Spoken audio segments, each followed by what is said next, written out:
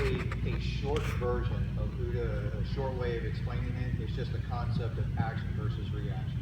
The idea of OODA is that if it's a race, from the time that I observe some sort of situation to the time that I have to go through these stages. I have to observe everything that's going on, and then I orient when I see Sean dicking around with the tape. So then I kind of decide that that's an issue.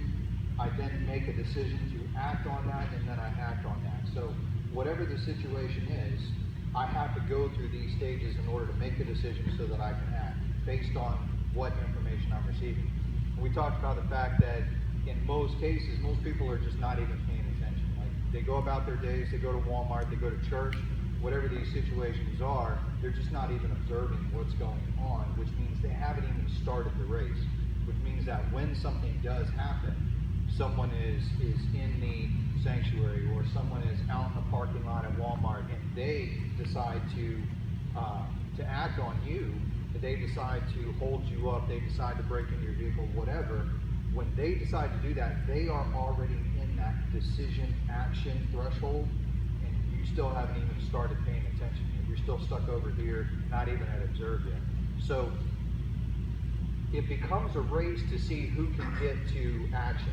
But the idea is that action is always going to be faster than reaction, which means that when we talked about pre-attack indicators last week, that was one of the things that we were talking about and that we wanted to be able to drill. Do you remember some of the pre-attack indicators?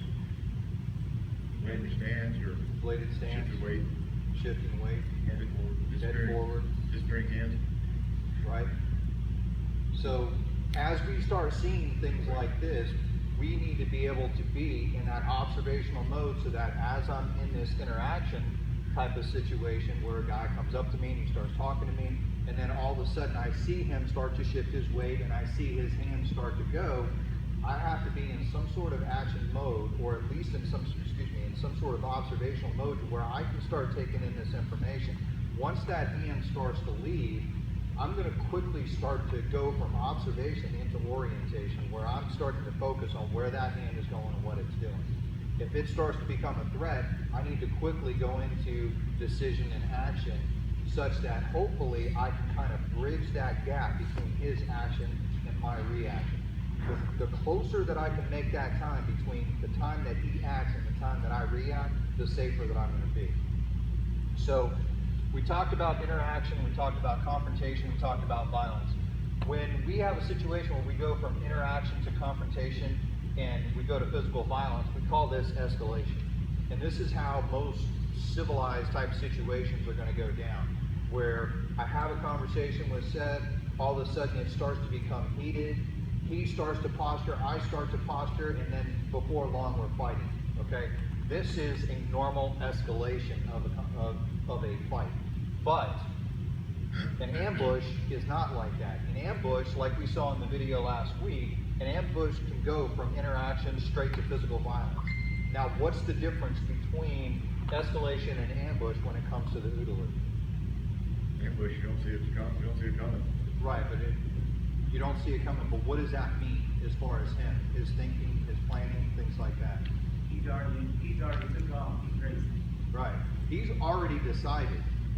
So the moment that I get up and I meet Frankie in the parking lot and stuff, and I'm like, hey, what's up, man, and stuff like that, I've already decided. I'm already there. All I'm waiting to do is cross that last threshold into action, which means that by the time he recognizes what's going on, he's still, even if he's in observation mode, even if I've kind of tipped him off a little bit, he's still got to go through observe, orient, decide, and then act, which puts him about 3 steps behind me, all right? So what we want to be able to do is we have to understand that this escalation is going to be both of us, where we're both going at the same time. We're both observing, then all of a sudden we see the conversation starts to get heated, we both start to go to orientation, we're both starting to make decisions, and then we're both starting to act. That's the difference between self-defense and martial arts. When we start here on Tuesdays and Thursdays and we shake hands, it's already understood that we're both going to go when we shake hands and say go, which means that we're both starting on the same playing field. But that's not going to be that way in reality.